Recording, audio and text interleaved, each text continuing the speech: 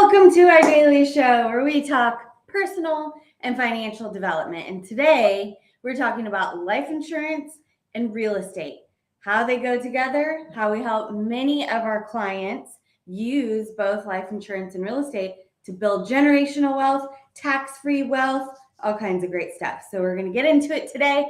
If you don't already know who we are, we're Martin and Chelsea Matthews. We're founders of M Wealth Group, a financial consulting and investment agency. And we're also authors of this book, Let's Fight About Money, helping couples communicate about money, handle conflict, and build an unbreakable financial house, which is what we want to help you to do, to build an unbreakable financial house so you can handle anything that comes your way financially and create the life you truly want to live and make the impact you truly want to make. So today, we're talking about life insurance and real estate, how they go together. So why don't you drop the first point over there so we can get into that part. All right, so we're going to talk about some things that you may not know. You may have heard the concept of using life insurance and real estate, but you may not know some things like, what do the life insurance companies do with all that money, all their money? They have billions and billions and billions of dollars, and what do they do with it? Well, one of the things, did you know that the life insurance industry often finance large mortgages? Mm-hmm. Did you know that? So did a video the other day where I explained, I profiled one company. It's a 150-year-old company. They have $121 billion in assets. And actually, so a lot of it's kept in some secure instruments. But almost 19 billion of that was actually for financing things in the real estate space for mortgages. Now, they're not necessarily meaning you as an individual when you're trying to go buy a house. What's up, Jackie? Hope you're doing great. What's up, Rich Dog? Enjoy your vacation. Coco Lee, what's up? Thanks for joining us. So, and Ant Kojak, A-N-T Kojak. So when you guys are, when we're talking about financing mortgages, it's not like a regular person trying to buy a house and they go to the insurance company and say, hey, can you give me a mortgage? We're talking generally big commercial mortgages. A lot of times it may be a company that goes to the insurance industry and say, look, we have this private deal. We have this apartment complex, this $50 million, $70 million apartment complex.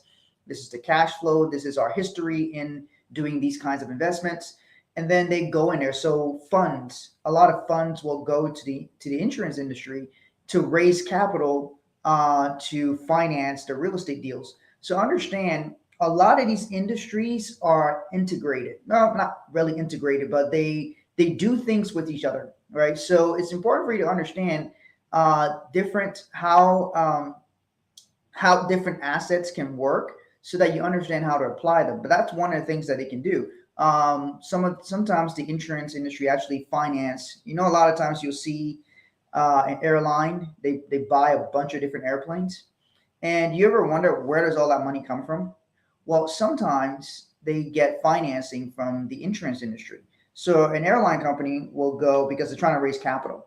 And so maybe they're a publicly traded company. They don't want to issue bonds because bonds are a debt instrument to the bondholders. So maybe they don't want to issue a series of bonds. And so maybe what they're trying to do is raise the capital in a different way. So they may go to an insurance industry and say, hey, look, we're trying to buy, 40 new airplanes. This is our track record. These are our routes. We think we can capture this much piece of the market, that sort of thing. And so they'll go there. So the insurance industry finances a lot of different things that you don't always see. But if you live in a big apartment complex, right, you don't know that an insurance company versus a bank finance that. Now, banks do a lot of financing in the real estate space, but people don't realize that. And that was just one insurance company I profiled. One company that spent $19 billion as of the end of 2021 on mortgages. And so a lot of institutions, a lot of funds, a lot of places, that's where some of them go to get the capital. Now, why does the insurance industry have a lot of money? I'm talking specifically about life insurance. I'm not talking about health insurance, okay? Health insurance is a whole different weird kind of thing. It's got all kinds of weird rules and this and that. I'm talking simply about life insurance and how that industry, one, they've taken a lot of capital. And so there's different places and different areas to put that capital to work. And so a lot of it's in real estate, because real estate, look, real estate is a strong industry. People need a place to live, right? They need a place to live, and self-storage. They need a place to store their crap, their valuables. Okay, they need a place to store their stuff. And as Crappy valuable. well, whatever it is, it's, people don't want to get rid of their stuff, so they keep it in self-storage for years, which means that's ongoing cash flow. So when an insurance company sees that, they go, oh, wow, that's a great industry. So even though we're in the insurance industry, we collect a lot of revenue, we have a lot of capital, how do we deploy it? And so that's some of the things to do. Large mortgages, they fund to self-storage companies. They fund to large funds that buy a bunch of real estate, commercial properties, office buildings, skyscrapers. A lot of these things are funded by the insurance industry. So they actually help to contribute overall to the economy because they're taking those steps. All right. So the other thing that we want to talk about is, how do you use life insurance as an asset to buy real estate? So we help a lot of our clients to fund very large life insurance policies that they can leverage to go and buy real estate. So they essentially like clone their money, where it's working in the life insurance policy and it's working in the real estate investment. So this is a simple concept. I'm actually gonna, if you guys are following on YouTube, and on on YouTube, on Facebook, you'll see my screen. I want to do a screen share where you guys can see this. So if you're on Instagram watching us, go to make sure to go to YouTube, and then you can see on my screen. So I'm going to share a simple concept with you, and how these two industries can work together. How you can utilize life insurance as an asset class and real estate as an asset class, and how they support each other. How you can do this properly so that they support each other. Yes, Jackie, more storage units than available housing. I liked the self-storage industry. I like it was the best performing real estate asset class in the last market crash in 2008. Self-storage was the best performing real estate asset class. Yeah, a lot of people lost their homes, and so they didn't want to get rid of their stuff. So they put it in self-storage, and then people kept their stuff in storage because they didn't have different places to put it. So people will keep their stuff in storage for years. And so it was best performing real estate asset class, 2008. Also, mobile homes. Mobile homes are becoming more and more popular. It's not the stigma that people would think of it. They used to call people trailer trash and all that kind of stuff. It's not the stigma. There's very nice mobile homes. There's a lot of nice communities. People, sometimes they don't want a big, huge space, but they need affordable places to live, especially as apartments become more filled. And there's a bigger and bigger demand. There are going to be some people who they're fine living in a mobile home. Yeah, there's a whole tiny home trend, and they have which is a container. Yeah, and they have the container homes that you can build like really nice homes, and they come out of like a container. Yeah. So today we're talking about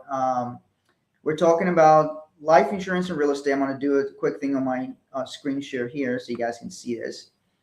And 1 second here. All right. So this on your screen is a flow, kind of a flow on how to think about using life insurance as an asset class and real estate as an asset class. So first of all, whenever you have, I'll say it this way, the first thing you need to do when you have an asset is make sure it's secured. Now, before you buy any other asset, your first asset is you. Yesterday, I made a post that said, before you buy any asset, how is your cash flow? Is your cash flow strong? Do you have a surplus? Do you have reserves? All of these things. A lot of people want to invest, but they don't have the basics in. All right. So somebody says, I want to invest. How is your reserves? Oh, I have no reserves. Okay. So how are you going to be investing? What's your capital? I don't have much at the end of each month. Well, maybe at that point, before you invest in assets, invest in your greatest asset, which is you. Invest in your skills, your ability to be able to increase your income or increase the revenue of your business so that you have more reserves in your business, so that you can reinvest more in the things you want to do before you go start buying outside assets. However, if you are in a position where you have built some reserves, you got strong cash flow, you got a surplus every month in your household and your business, that sort of thing, then you can look at, okay, how do I push some of that capital towards other assets? So this is a flow on how you can use life insurance and real estate together to increase your cash flow and protect your assets that you own. So on the left here, it says high cash value life insurance policy. That means there are policies that are not designed for cash. Very, very important that your policy, if you're trying to use this strategy, use life insurance as an asset to buy real estate, is important that your policy is properly designed. This is not like, there's two main categories of life insurance. You've got term life insurance and you've got permanent life insurance. Term life insurance covers you for a period of time. There's no cash in that policy. There's a death benefit that pays to your beneficiaries. There's some new term policies that can pay you if you got sick or hurt. But something has to happen first, before you can utilize that policy. Nothing wrong with term policies. I have term policies. I have permanent policies. When you're trying to use life insurance as an asset class, we're talking about permanent life insurance that builds cash. Now, this is not appropriate for everybody. However, it's something that you can use to store cash inside of your policy and leverage it for other assets like real estate. Now, why would somebody go through the trouble of doing that? Why should they even bother? Number one, with life insurance, you generally earn a higher interest rate in your policy than you would at the bank. So we're storing some of our capital inside a life insurance policy instead of keeping everything in the bank. Why? Because I can't even outpace inflation at the bank. So my money's losing value there through the negative impact of inflation. So I need to find other places I can put my money and keep it in there safely and then leverage it for other assets, right? So one of the places we do that is in high cash value life insurance policy. Very, very important to understand your policy has to be properly designed. It's not like car insurance where you call somebody and get a quote. Oh, can you tell me how much it is for this much? No, we're building an asset. So that means the plan has to be designed and it has to be from specific companies and designed a specific way. If it's not designed properly, it will not be a high cash value life insurance policy. It's not any life insurance agent that can just design these policies. They may tell you that they can, but most of them cannot. They have to be somebody who knows the different companies to use, be able to offer products from those companies, and all those different things. And so just because somebody talks about it doesn't mean they can actually implement it for you. So that's a very, very interesting thing to understand. So a person would store some of their capital inside of a high cash value life insurance policy and then leverage it to buy real estate. So they're keeping their money in there earning interest. And now they can take a loan against that policy using their money as collateral for the loan and go and buy a real estate deal. Now, to buy a real estate deal, ideally, is something that cash flow. I always advocate that buying assets that cash flow, especially if you're using a life insurance policy.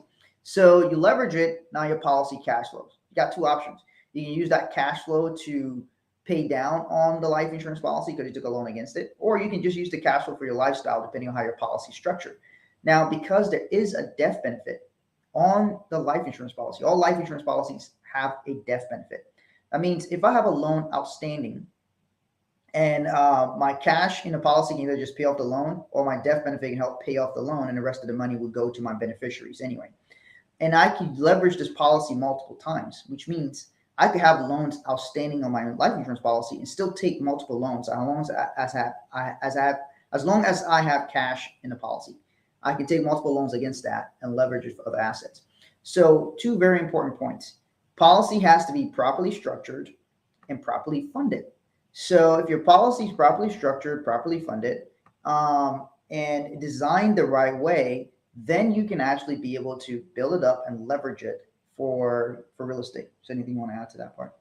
I think you covered it pretty well. So a couple of questions that we generally get on this that people ask: how soon can I use it? Or how much can I put in? That's another question they ask. So that depends. Most of the answers to a lot of these questions is it depends, because we have clients, our average client, who use this strategy where they're borrowing against their policy, and you can borrow against your policy the next week, some of the plans we have. But generally, those are clients who are funding a lump sum in there. The client has saved $100,000 in a bank account, or they got $1 million in the business, and they want to they don't need right away and want to push some of that money inside of a life insurance policy, right? So A lot of our clients will take a lump sum that they've already accumulated, which means they've already built up the habit of saving money. They will then dump that into the policy and then turn around and take a loan against it to go and buy other assets while their money stays in the policy and continue to earn interest. So it's just a strategy that they're using for that purpose. This is not new. I always tell people this is not a new concept. It's been around for a very, very long time. A lot of these insurance companies are over 100 years old. The insurance company I profiled was 150 years old. So they have a history of paying. You can look at the history of paying dividends, which means that if an insurance company is ran well and the insurance company generates profits, they share that with the policyholders because the policyholders in certain insurance companies are part owners of the company. So just like if you own stock in some company, you may get a dividend. Not every stock pays a dividend. Just like not every insurance policy pays a dividend, but some of them do if you have the right kinds with the right companies. And then you earn a dividend on there that helps to increase the cash in your policy. So these are different ways that you can structure a policy. Can be properly structured where somebody can put a lump sum into their life insurance policy and take a loan against it. So we had a client put money in his policy and literally the next day he took a loan against it. Now the money stays in the policy, continues to earn interest, and continues to earn dividends. So that's one way. Other people are funding it on a monthly basis because they may not have a lump sum to just drop in there. They may fund it on a monthly basis. Well, if you fund something on a monthly basis, that means it's going to take you 12 months to get the annual amount that you're trying to put in there. So a lot of times those people will use it after a year. Also, it depends on how much the person is putting in. We have clients who put in 20, 30, 20 grand a month in their policies. So of course, after a year, the person's put in almost $250,000. So it's very easy for somebody to take a loan against that to use it. We have clients who put in, drop a lump sum, want to drop in 100 grand, 200 grand into a life insurance policy and then take a loan against it. So it varies based on where you are financially. So as a good rule of thumb, I recommend, as a suggestion, just based on my observation and my study, Chelsea and I have been doing this a long time. And so we have a book of business that I've surveyed. And I look at them and I say, okay, when we look at people's finances, when is a person financially ready to use a strategy like this? One, I believe, in my professional opinion, that if you are in a position where you're saving a minimum, meaning at the least $500 a month or $6,000 a year, then you can consider using some of this. Of course, if you get a 401k and you get a match in your 401k, always use your match. Take the match. Your match is a 100% return on your contribution if it's a 100% match. However, if you, beyond that, are saving at a minimum $500 a month comfortably, then you can use this. On average, our average client will put in, who are funding this on a monthly basis, will probably put in $3,000 to $4,000 a month. Why? Because their income is high enough and their lifestyle is low enough that they have a surplus. That's why I say before people invest, they should make sure to have a surplus. If you don't have a surplus in your business or your household, you shouldn't be thinking about investing in assets. You should be thinking about investing in yourself. All right. So why don't you tell them where they can go to learn more? And also, if you guys have any questions, feel free to drop it in the comments. If you have questions, some of the things we're talking about here. So where can they go and get more? Yeah, so if you want to look at a strategy like this and see what your specific numbers would be, because like Martin said, we custom design these strategies based on your financial situation, based on your financial goals. And if you're in a position, like Martin had mentioned, to at least put $6,000 per year or $500 per month, and you're already like putting aside those amounts, then you can request a free example where we'll actually show you your specific numbers, what they look like in a strategy like this. You can go to sixbuildingblocks.com/bank, sixbuildingblocks.com/bank. And there's a few short questions. We'll put together an example and we'll do a screen share where you can actually see what those numbers would look like for you. Yeah. And one of these, because this has become I was talking to somebody yesterday and they were like, hey, I've seen people talk about this strategy and they wanted to understand how it worked and how for it to get implemented. Like I said, it is not new. It's been around for over 100 plus years using this as a strategy. And wealthy people have used it. And wealthy people just store a lot of money into these policies. So much so that in 1980 and 1985, the government tried to create rules and regulations around it because before the IRS was created in 1932, I believe, before the IRS was created, life insurance was tax-free. If somebody passed away, their beneficiaries received the life insurance proceeds tax-free. And then life insurance policies came about where you could store cash inside of life insurance policies, and then people could borrow against it tax-free. So some people who have used it, whether you like him or not, your current president of the United States, he owns 6 of these policies. He's had them for almost 40 years. He's owned 6 of these. He's been borrowing against them over the last almost 40 years. He got them in like 1980. He's been borrowing against them in 1983. He disclosed that. So it's all something that's public that somebody could find. But that's something that's being used. So of course you have to. It's been around for a long time. Walt Disney used it to fund Disneyland. Ray Kroc used it when he was trying to grow and expand McDonald's. So understand how you can use these different assets to work together. And life insurance actually protects your real estate. One of the mistakes I think people do is when somebody passes away, they end up selling the properties that was left from future generations. So let's say you have one house and you have 3 kids. How are 3 adult kids, going to divide one house? One of them doesn't want to rent it. The other one thinks you should sell it. The other one's like, I don't know, whatever you guys want to do.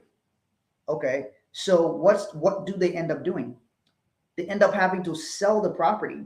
One of them wants to keep it. They're like, we should keep this property and rent it out. But the other 2 are like, well, we want the money. I need money right now. So if there's not sufficient life insurance there, what is the family then forced to do? How are 3 kids going to divide one house?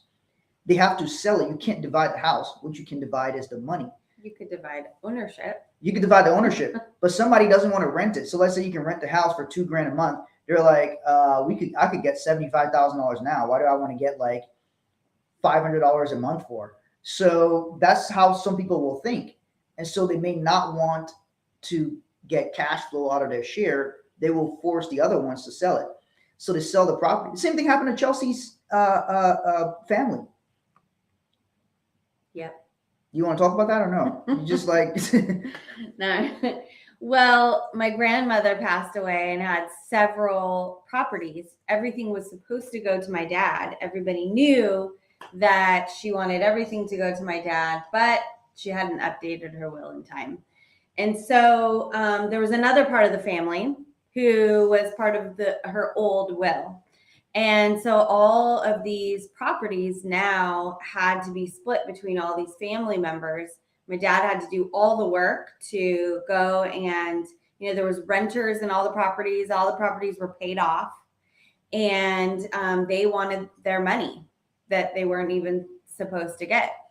And so my dad had to go and sell all the properties. And those were properties that should have stayed in the family for generations.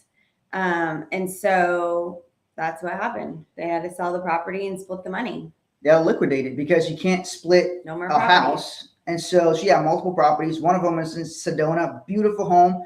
That home between the last few years has probably doubled in value, or pretty close to it. And it was a magnificent home. And based on where it was, and that area has just been phenomenal in Sedona over there. And I would say that because that was something that he may not have wanted to do, but was ended up forced to do. So sometimes somebody may not want to sell the property, but they're forced to due to other family members. So if you have multiple kids, one of the biggest things you can do, and you have real estate assets, is look at, you can actually put some of your assets in a trust. One of our clients, we help him with some of these. He has a lot of multifamily properties. He has several kids. And so his idea was he instructed that they do not sell the properties. The property is going to go into trust because he buys these properties for cash flow. He says, do not sell the properties. The property is going into trust and it's going to generate cash flow for the family. So none of the properties are going to be sold. He's going to leave life insurance as a lump sum to them in case they want like a lump sum or something like that, and they can go do what they want with it. but not selling the properties because the properties provide cash flow for the family. He's like, no matter what, these apartment buildings are going to provide monthly income and lifestyle for you guys so that you at least have a place to stay. Well, at least cover those expenses. Those are some of the things we're talking about as smart moves where he utilizes trust, utilizes real estate, and utilizes life insurance to make sure his legacy is secured, not just handing it to his kids when something happens to him, but also making sure the properties are not sold. There are a lot of communities, and the people in these communities know that I'm talking to them, know who I'm talking to. There are a lot of communities that grandma bought a house, she struggled, she saved, she bought the house, and then you moved away, you live somewhere else, you don't care about grandma's house anymore. So grandma passes away, you guys she wants to leave you guys something, and you figure you guys should sell grandma's house to get the money. And then a few years later, the person who bought grandma's house, now an apartment building wants to be developed in that area, and they pay that person 2 to 3 times what they paid you for grandma's house because you just wanted the cash. Understand, this is how some groups, some families, their properties don't stay through multiple generations because other people come and give you a little bit of cash for it instead of you accumulating it and then utilizing it. So understand, the people in that community know who I'm talking to. Okay, so just understand with that thinking, you don't have to sell grandma's house. You can keep that, and you don't want your kids making that same mistake. So make sure you have proper life insurance coverage in place to help protect your real estate assets. So with that, make sure to go to 6buildingblocks.com/bank if you want to see numbers for yourself and see how strategies like this can work for you. We do require somebody to be financially qualified. Some of the qualifications are on that page. So you go there and you can see what we mean by that. So thank you for watching, and we will be back tomorrow. We're live Monday through Friday, 9:30 a.m.